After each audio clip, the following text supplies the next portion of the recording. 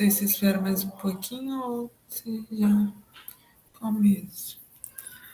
Mas, só falando que eu tinha até botado química ambiental, mas aí depois acrescentei outros exercícios que não era exatamente ambiental, tá? Então, botei exercícios Enem, aí vai ser um pouco misturado, assim. Mas, assim, tentei priorizar ambiental, tá? Então, vamos lá. Não vou esperar não, porque eu botei bastante questão aqui.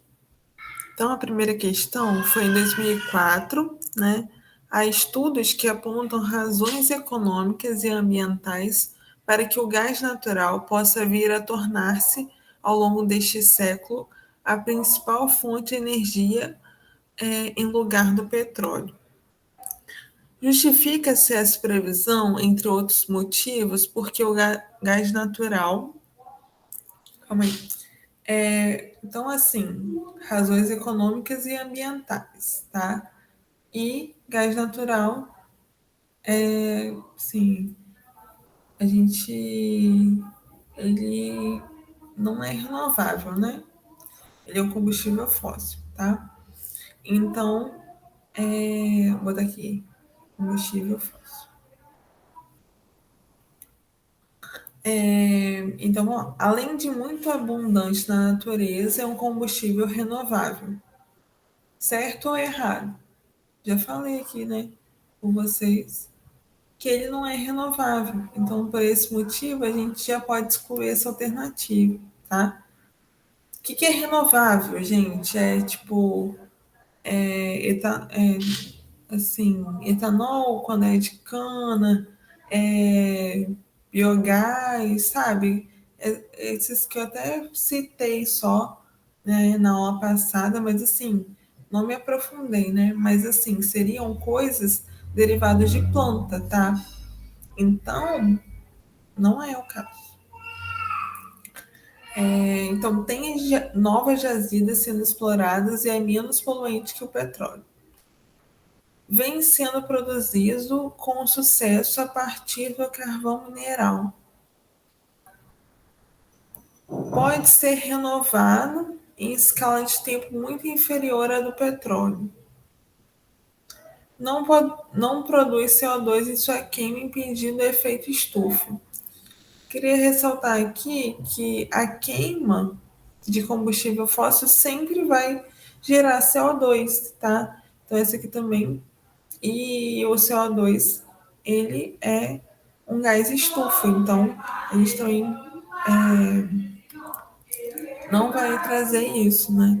Ele também não pode ser renovado aqui, tá? Então, ó, a gente teria aqui, por que não é a C, né? Eu falei o gás natural é obtido a partir de bacias sedimentares e rochas reservatórias. Depois eu até botei uma fotinha depois em outra questão. Então, não é a partir do carvão mineral também. Então, a gente não considera essa. E ele é menos poluente que o petróleo, tá? Então, a gente considera a alternativa correta a letra B, tá? Tudo bem, gente? Então, gás natural, petróleo, carvão, nunca é renovável, tá? Então, ele em 2003, né?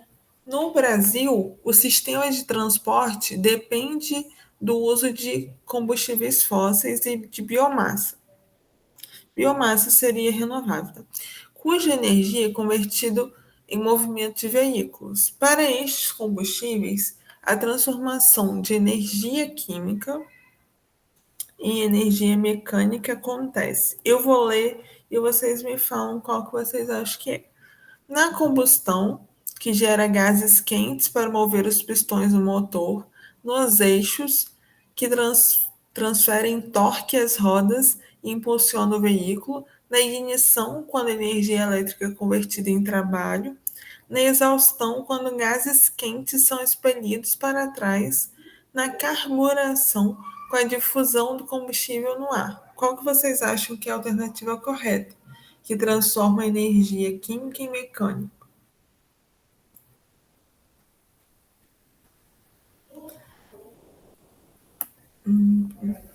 Hein? Qual que vocês acham que é?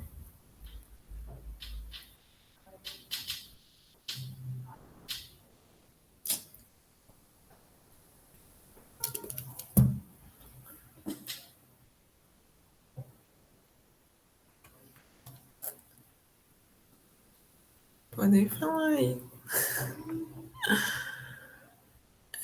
Então, na combustão, seria uma possibilidade. É a alternativa correta, a letra A, tá? Porque, gente, a gente tem que pensar que a energia química ela é derivada do quê? Da quebra das ligações, né?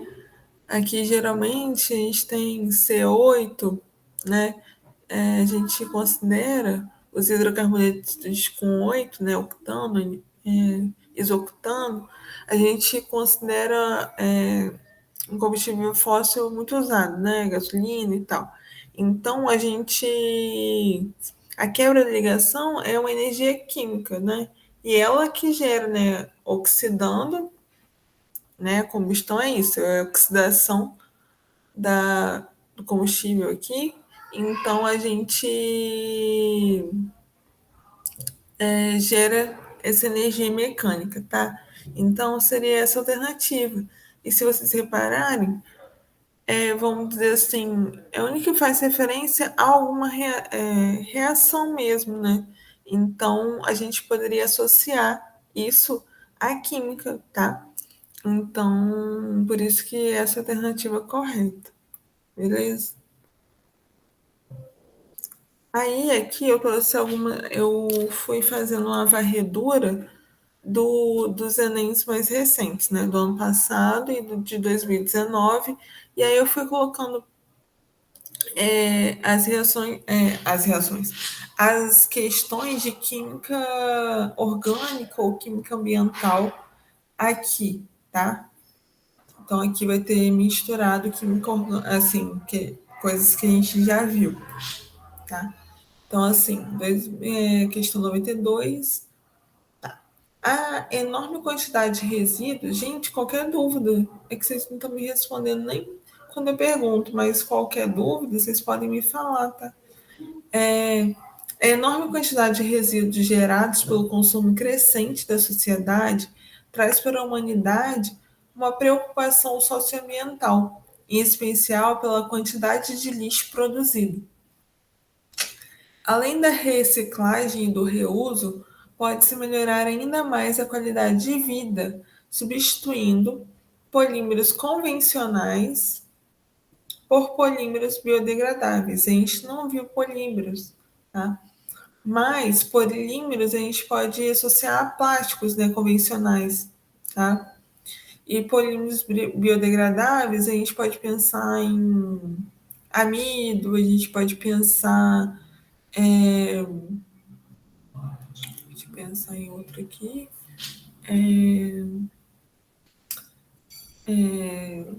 não estou conseguindo pensar em outro agora. Mas o amido, né, que é o polímero? Ele é formado por monômeros, são pequenas partes que se repetem, né? Tipo assim, aqui são pequenas partezinhas de carbono, tá? Sempre carbono aqui. Aí aqui varia, né? Tipo assim, pode ter cloro, pode não ter, pode ser só hidrogênio, pode ter uma dupla, tá? Mas eu vou botar aqui, né? Acho que é o PVC, tá? Aí a gente tem aqui essa unidade que ela se repete N vezes. Esse N aqui seria o quê? Infinitas vezes. É como se assim, essa unidade aqui formasse 1000 vezes essa unidade. Então, isso que é o polímero, né? Só que quando ele é convencional, ele é plástico, ele não tem facilidade de se degradar. E os biodegradáveis, eles têm o quê?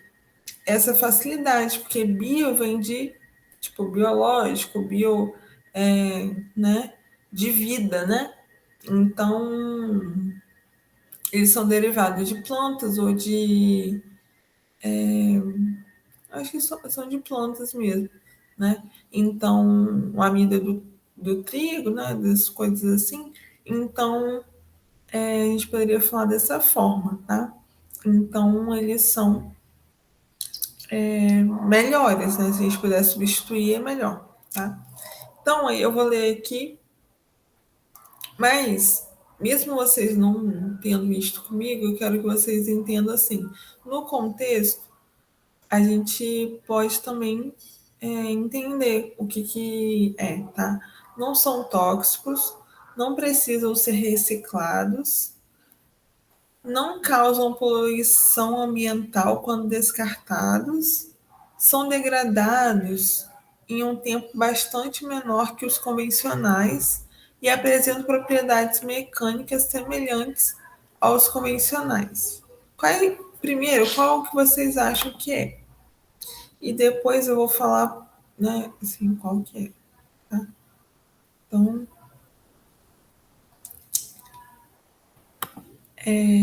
vale ressaltar, gente, que ele está falando aqui que é uma vantagem socioambiental. Ele falou aqui, ó, então, especialmente pela quantidade de lixo produzido. Então, ele não fala, por exemplo, de toxicidade,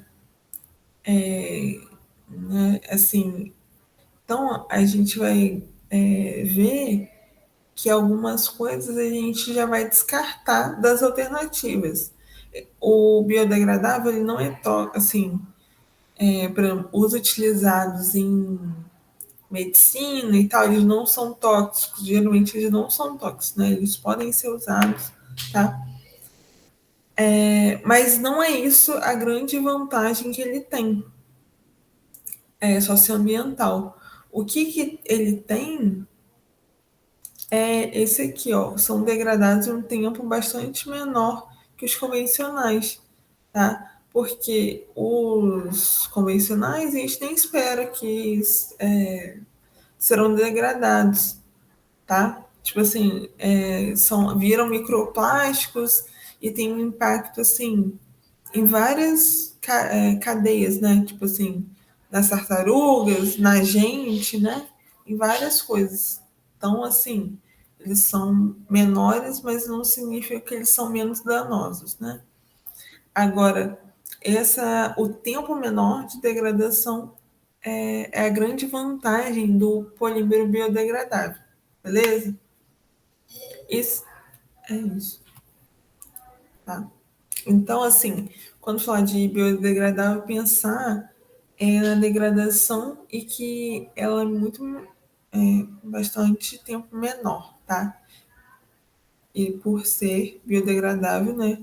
Isso acontece no tempo possível da gente ver, tá?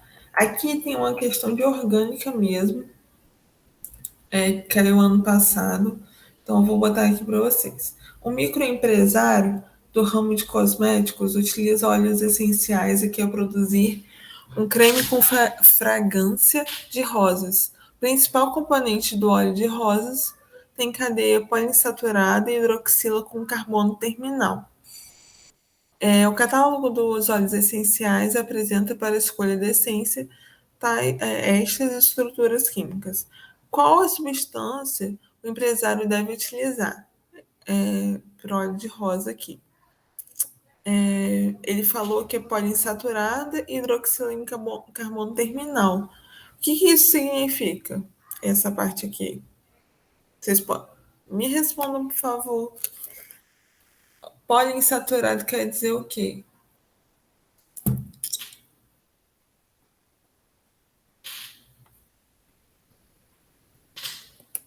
Gente, não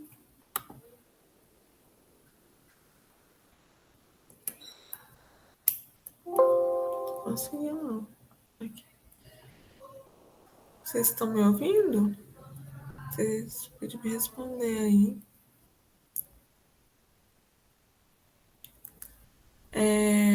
Então, gente, poli significa mais, vários, né? Então a gente tem o quê? Mais de um, com certeza, insaturado, né? Insaturações. Então pode ser dupla ou tripla, que no caso é dupla, né? Então poliinsaturado quer dizer isso. E a hidroxila terminal, em carbono terminal, é OH terminal. Então, nas extremidades, em uma das extremidades, a gente vai precisar ter a hidroxila, que é o OH, tá? Então, a gente vai ter aqui qual a alternativa que apresenta pelo menos duas, né? E duplas aqui, não tem tripla, e OH no final. OH no final a gente pode ver aqui, ó, só nessa, né? Porque aqui a gente não está na extremidade, as extremidades seriam aqui, né? Então a gente já tem a alternativa correta, tá? Então aqui a gente tem, ó, duas insaturações, né? E a gente tem a hidroxila terminal, tá? Aqui não é hidroxila. Sempre lembrando que show o aldeído, beleza? Então não é OH. Isso vocês poderiam confundir, mas é a alternativa A 1, beleza? Então a gente tem aqui a resposta correta. Aqui é a mesma coisa, tá, gente? Isso. Então, beleza. Aqui que eu queria mostrar para vocês, ó. Aqui, esse branquinho, esse aqui é o gás natural e aqui tá o petróleo, tá? Então, formado em bacias, né? Abaixo da bacia sedimentar. Então, aqui, em 2020, grandes reservatórios de óleo leve de melhor qualidade e que produz petróleo mais fino foram descobertos no litoral brasileiro. Gente, essas duas fotos aqui não tinham na questão, tá? Numa camada denominada pré-sal, formada há 150 milhões de anos. A utilização desse recurso energético acarreta para o ambiente um desequilíbrio no ciclo do nitrogênio, devido à nitrificação ambiental, transformando amônia em nitrito, nitrogênio, devido ao aumento dos compostos nitrogenados ao ambiente terrestre, carbono, devido ao aumento dos carbonatos dissolvidos no ambiente marinho, carbono, devido à liberação das cadeias carbônicas aprisionadas abaixo dos sedimentos, fósforo, devido à liberação dos fosfatos acumulados no ambiente marinho. Alguém poderia me dizer aí? Ó, nitrogênio, carbono, fósforo.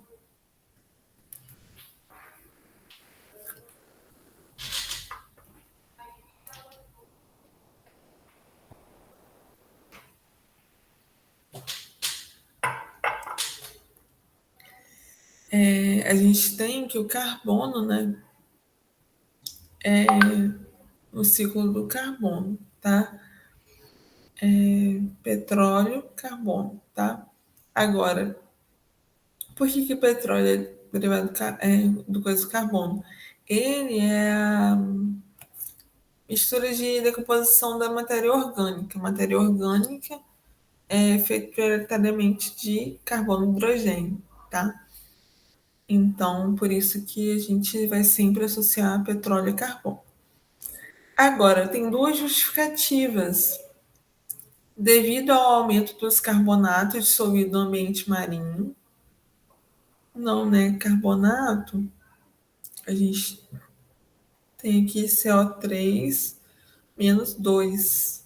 Só que não é essa justificativa, porque eles não, o petróleo ele não está aqui na superfície, sabe? Ele está aqui bem no fundo mais, isso que eu quis dizer aqui com essas duas figuras, né? Tipo, é bem profundo, né? Ele até falou do pré-sal. Então é bem abaixo mesmo. Então, seria a alternativa D, porque são as cadeias carbônicas aprisionadas abaixo dos sedimentos. Lembra que eu falei que é abaixo das bacias sedimentares? Então, é por esse motivo, tá? Então, a gente tem aí a alternativa correta é a letra B, é D, sedimentos. Beleza.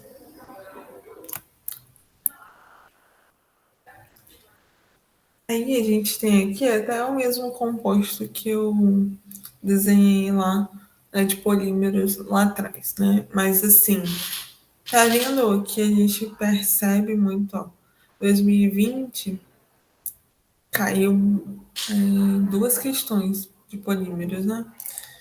Então, então vamos lá. Uma de biodegradável, outra, essa aqui é de outra parte, né? É, nos dias atuais, o amplo uso de objetos de plástico gera bastante lixo, que muitas vezes é eliminado pela população por meio de queima. Esse procedimento é prejudicial ao meio ambiente por lançar substâncias poluentes. Para constatar esse problema, o estudante analisou a decomposição térmica do policloreto de vinila, o PVC, que a gente conhece, um tipo de plástico cuja estrutura é representada na figura. Essa figurinha aqui, tá? Então a gente tem aqui, né, aquela, tipo assim, o monômero dele, né, a estrutura basiquinha dele aqui, tá vendo? Esse N aqui indica que isso aqui é multiplicado por várias vezes, tá? Beleza. Então, para realizar esse experimento, o estudante colocou uma amostra de filme de PVC em um tubo de ensaio e o aqueceu, promovendo uma decomposição térmica. Tá? Então, pelo calor, ele se decompôs. Beleza. Houve a liberação majoritária de um gás diatômico heteronuclear, que foi recolhido em um recipiente acoplado ao tubo de ensaio. Esse gás, quando borbulhado em solução alcalina diluída, contendo indicador ácido-base, alterou a cor da solução. Além disso, em contato com a solução aquosa de carbonato de sódio, Na2CO3, liberou o gás carbônico. Qual foi o gás liberado majoritariamente da decomposição térmica deste tipo de plástico? Aí, voltando aqui no texto, ó, a liberação majoritária, ele falou aqui, ó, houve liberação majoritária de um gás. Qual característica ele tem, professor? É diatômico heteronuclear.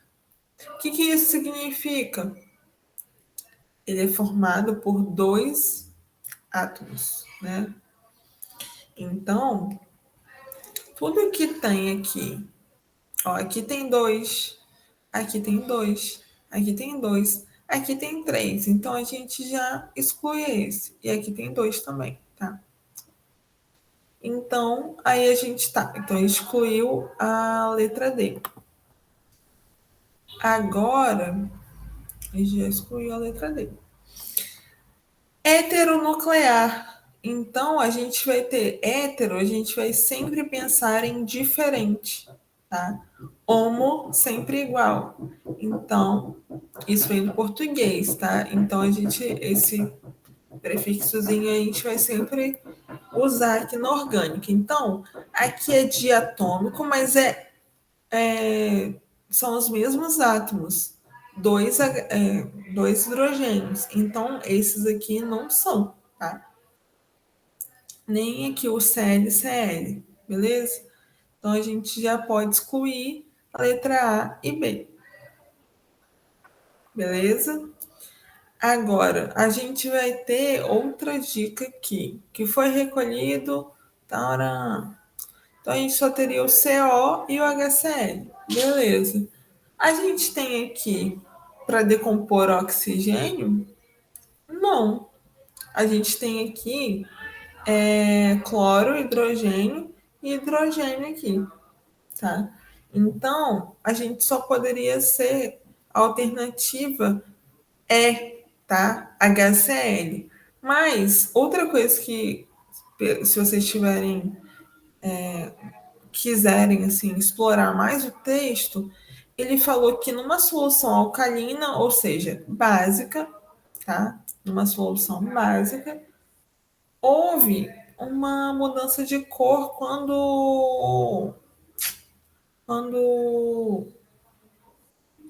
esse gás, né, esse gás que liberou, borbulhado na solução alcalina, alterou a cor da solução, com o indicador ácido base. Então, seria o quê? É um ácido.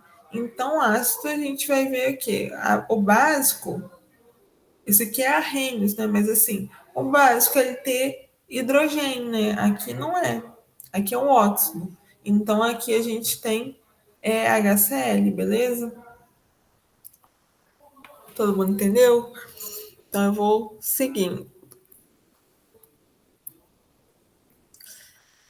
Aí, outra coisa também que não é de química ambiental, assim, mas tem um pouco a ver com a orgânica.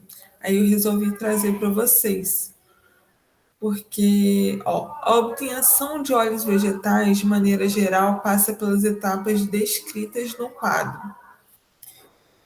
Aí aqui todas, não vou ler todas, mas assim, qual das subetapas do processo é realizada em função apenas da polaridade das substâncias, tá? Trituração, cozimento, prensagem, extração e destilação. Eu não sei se sou eu, tá? Mas assim, eu logo pensaria nessas duas opções, porque o que triturar tem a ver com polaridade? O que cozinhar tem a ver com polaridade? O que prensar? Prensar né? Tipo assim, tornar o volume menor, né? Assim, na minha cabeça. Tem a ver com polaridade, tá? Então, assim, não. Eu já eliminaria essas, lendo as alternativas. Mas a gente pode ver aqui o que ele está falando que ocorre em cada etapa, tá? Então, mas assim, eu tô falando como eu resolveria isso, né? Ler primeiro as alternativas antes do quadro.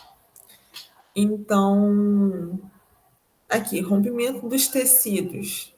Não tem a ver com polaridade. Aumento da permeabilidade das membranas. Remoção parcial do óleo.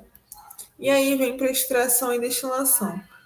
A extração, a obtenção do óleo bruto com hexano. E a destilação, separação do óleo e do solvente. Então, aqui poderia haver uma confusão. Como é polaridade, a gente tem aqui, ó, extração, botei uma extração aqui para vocês verem, né? Num funil de separação, se eu não me engano. Então, assim, funil de decantação. De separação ou decantação? Eu até estou confuso. Tanto tempo que eu não uso isso. Mas aqui a gente dá para ver que tem substância um e substância 2, né? Até pela cor diferente, né? Aqui a gente tem uma extração. Extração é pela polaridade, tá? A gente. Solubilidade e polaridade. Aqui não, a gente tem destilação. Aqui eu botei uma destilação fracionada. Ela aqui do petróleo, que eu botei como exemplo. Ela é diferenciada pelo ponto de ebulição, tá? Então, como eu não falei sobre isso, eu quis trazer aqui de forma bem simplificada para vocês entenderem que a destilação é ponto de ebulição, então vai evaporando, né? A substância e tal. Então, você vai tirando ela dali, né? Tá? Então, o que é pela polaridade é a extração, tá? Então, esse aqui é um outro processo, beleza? É isso. Então, aqui a gente volta para o CO2. O dióxido de carbono, ele passa para o estado sólido, gelo seco, a menos 78 graus Celsius, e retorna ao estado gasoso a temperatura ambiente. O gás é facilmente solubilizado em água, capaz de absorver radiação infravermelha na, na superfície. Esse aqui nem precisaria ler muito texto, tá? Mas eu vou ler só para a gente. Mas sempre falo isso com vocês, né? Leia primeiro o que é a questão. O que é facilmente solubilizado em água, capaz de observar a radiação infravermelha da superfície e não conduz eletricidade. Ele é utilizado como matéria-prima para fotossíntese até o limite de saturação. Após a fixação pelos organismos autotróficos, o gás retorna ao meio ambiente pela respiração aeróbica, fermentação, decomposição ou por resíduos industriais, queimas de combustíveis fósseis, isso que a gente já viu, e queimadas. Apesar da sua importância ecológica, seu excesso de quê? De CO2, tá? Causa perturbações no equilíbrio ambiental. Então, considerando as propriedades descritas, o aumento atmosférico da substância afetará os organismos aquáticos em razão de quê? Né? Redução do potencial hidrogeniônico da água. Potencial hidrogeniônico é o pH. Respiração da aerobiose pelo excesso de poluentes. Diminuição da emissão de oxigênio pelos autótrofos. Limitação de transferência de energia entre os seres vivos.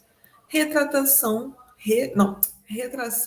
dos oceanos pelo congelamento do gás nos polos. Qual vocês acham que é? Vocês têm alguma ideia? O que acontece? Isso eu passei na aula passada. E a gente nem fez tantas coisas.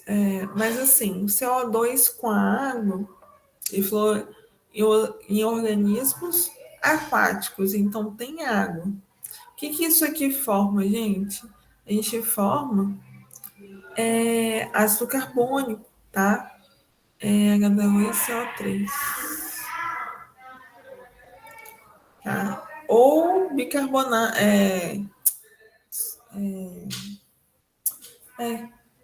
isso, um bicarbonato da vida. Então, mas os dois são levemente, eles são ácidos, né? Então, eles diminuem o pH, né? O ácido, ele diminui o pH da água. Então, essa aqui seria a alternativa correta, tá? Então, é isso aqui que vai acontecer. Formação de ácido carbônico, redução do pH da água, tá? Então, isso que aconteceria. Então, é uma consequência, está vendo como a parte ambiental ela pode ser cobrada de vários jeitos mesmo. Então, assim, variações da mesma coisa. Você vê que praticamente só falou de CO2 e petróleo e gás natural, tá? E da parte química ambiental. E tem muita questão, né? Então, assim, é uma coisa que depois, se vocês puderem, semana que vem, né, dar uma olhadinha, pelo menos no PDF que eu vou mandar para vocês aqui dessa aula, seria interessante, tá? Beleza. Aqui, eu já botei a resposta. Não tem problema, não. Mas, vamos lá, deixa eu ver se dá para fazer aqui. Dá. Enem 2020, 123. Em seu laboratório, um técnico em química foi incumbido de tratar um resíduo, evitando seu descarte direto no ambiente. Não são todas as substâncias que podem descartar, né, gente, diretamente. Então, ao encontrar o frasco, observou a seguinte informação: resíduo, mistura de acetato de etila e água. Considere os dados do acetato de etila. Baixa solubilidade em água, massa específica, ou seja, densidade, tá? também pode ser a mesma coisa, tipo assim, um correspondente, né, de densidade. Temperatura de fusão e pressão de vapor maior que a da água. A fim de tratar o resíduo, recuperando o acetato de etila, o técnico deve. Essa informação aqui é muito importante, tá, gente? Recuperando. Então, ele quer o acetato de etila. Então, a gente não pode, tipo assim, aqui tem umas opções que ele não devolve, entre muitas aspas, o acetato de etila. Então, não é legal. Não atende, né, a resposta, tá? Evaporar o acetato de etila sem alterar o conteúdo de água. Aqui fica só a água. O acetato de etila, ele evapora, né? Então essa alternativa aqui, ela tá errada, porque deixa só a água, tá? Mas, Oi, pode falar. tipo assim, professora, é, ele não deveria ter dito a condição que ele queria o acetato de etilo, não? Não, ele falou recuperando o acetato de etila. Tipo assim, quando ele fala recuperar, isso significa que ele quer, vamos supor, eu não sei se você já foi no laboratório assim, por exemplo, em casa, quando a gente mistura, às vezes bota na frigideira óleo e bota água. Ele, por exemplo, teria uma forma de recuperar o óleo ou a água. Ele está falando, eu quero. Ele está falando assim, quando ele bota aqui, recuperando a acetato de etila, ele falando, eu quero, tipo assim, o óleo. É aquele que é o acetato de etila, entendeu? Ele poderia escolher, não, eu quero a água. Aí essa alternativa aqui seria boa, entendeu? Ah, entendi. É o oposto, no caso, né? Isso, entendeu? Por isso que essa informação aqui é muito importante, porque é como se ele está falando, olha, gente, eu quero o acetato de etila. Vocês têm que me dar, tipo, no final dessa separação, que há várias formas de recuperar, mas eliminando um dos dois, né? Entendeu? Então, assim, ele falou, eu quero a cidade de Tila. Agora, como você vai fazer? Qual seria, né, como eu teria isso, né? Ele deu várias opções aqui, várias opções erradas e uma correta, entendeu? Beleza? Você entendeu por que que é Sim, isso? sim. Beleza, então. Aí, filtrar a mistura utilizando um funil comum e um papel de filtro. Não vai separar os dois líquidos, tá? O funil comum, ele vai passar toda a mistura, tá? Ele não vai reter o acetato de etila ou a água, tá? Então a gente não vai conseguir por essa filtragem. Pensar assim, que um filtro comum seria tipo botar aquele papelzinho do café lá e filtrar. Se ele está misturado ali, eu não consigo, tipo assim. Mas no caso do café, a gente tem o pó que é sólido. Aqui não, são dois, né, líquidos, tá? Então, não. Beleza? Aí, a gente tem uma outra alternativa aqui. Realizar uma destilação simples para separar a água do acetato de etilo. Até botei aqui mais bonitinho para vocês que a destilação simples ele é utilizado para misturas homogêneas, né? Só que são de sólido líquido. Sólido líquido poderia ser o quê? Sal e água, que é o quê? Dissolve totalmente, né? Tipo o NaCl, né? O nosso sal de cozinha ou sal iodado, ele dissolve totalmente em água, tá? Então, assim, não é o caso. A gente tem aqui dois líquidos, tá? Então, também não vai rolar essa alternativa. Beleza. Agora a gente tem a letra D. Proceder a uma centrifugação de mistura para remover o acetato de etilo. Então, gente, a gente aqui também precisa de uma mistura heterogênea e sólidos com líquidos ou somente líquidos, mas ele é baseado na densidade aqui. A gente tem uma densidade muito próxima dos dois, tá? A água geralmente é um, né? Se eu não me engano. Então, não vai conseguir separar, tá? Então, a gente não separa também por centrifugação. E a decantação, né? Separando com o funil adequado. Seria tipo aquele funil que eu botei antes, tá? Que agora eu não tô lembrando o nomezinho dele. Mas acho que funil. Ou é de decantação ou de separação, eu acho. Gente, meu técnico que eu fiz, nem sei quando. Meu Deus, tô vendo. Cadê? Aqui.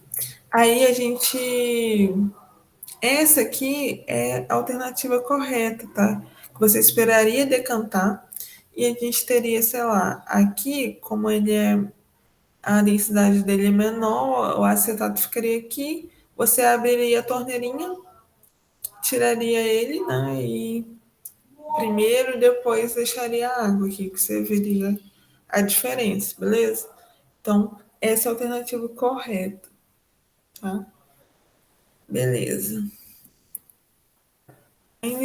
Gente, vocês viram quantas em 2020 caiu de orgânico e de coisas relacionadas?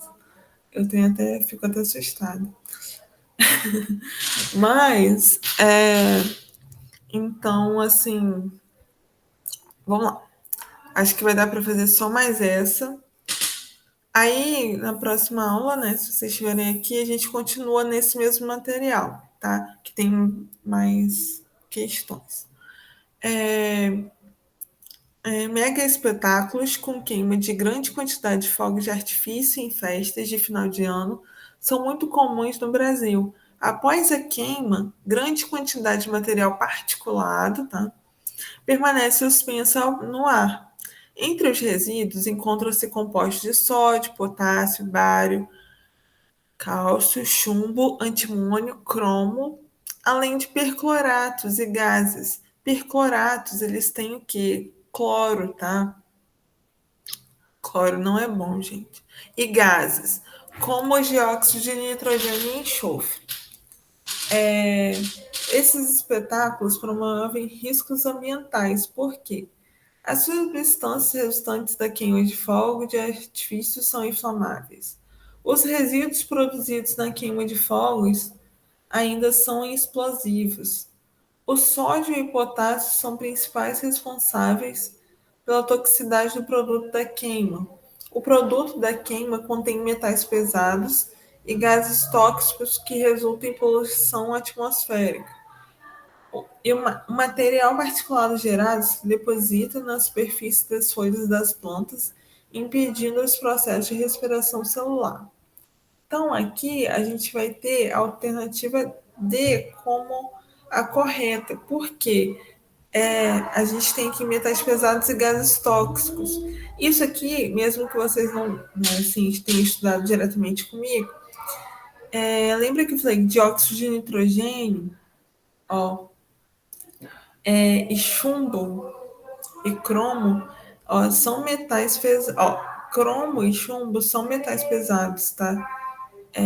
Nem essa nomenclatura de metais pesados é mais correta, vamos dizer assim, não é a mais correta. Mas a gente sabe que esse grupo aqui, eles são metais pesados. E dióxido de nitrogênio, eles são, é um gás tóxico, tá? Então, a gente pode ver que ele mesmo, ele está no efeito estufa, ele é gás estufa. Então, assim, ele é tóxico. Ele resulta em poluição atmosférica, beleza? Então, isso aqui é importante também vocês irem associando, beleza? Acho que é isso, gente. Tem mais um pouquinho, tem mais um pocão, né? Mas assim, acho que a gente avançou bem e espero que vocês tenham clareado mais um pouco, né, a partir das coisas que eu fiz. Deixa eu só fazer a chamada aqui, rapidinho.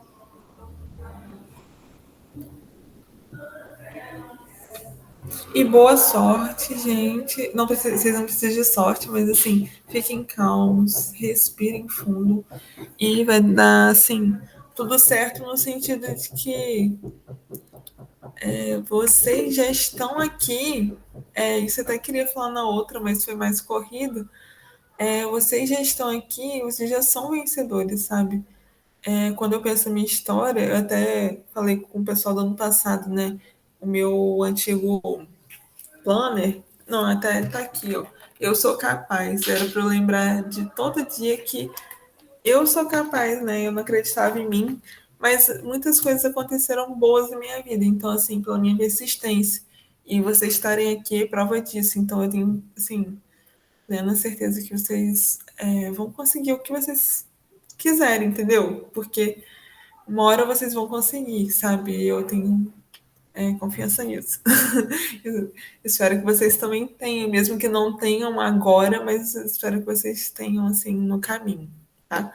Então, tudo de bom. Me deem notícias no seu ano que vem, ou quando vocês quiserem, ou sei lá, quando a gente se encontrar, tá bom? Beijinho. Muito obrigada. Boa noite.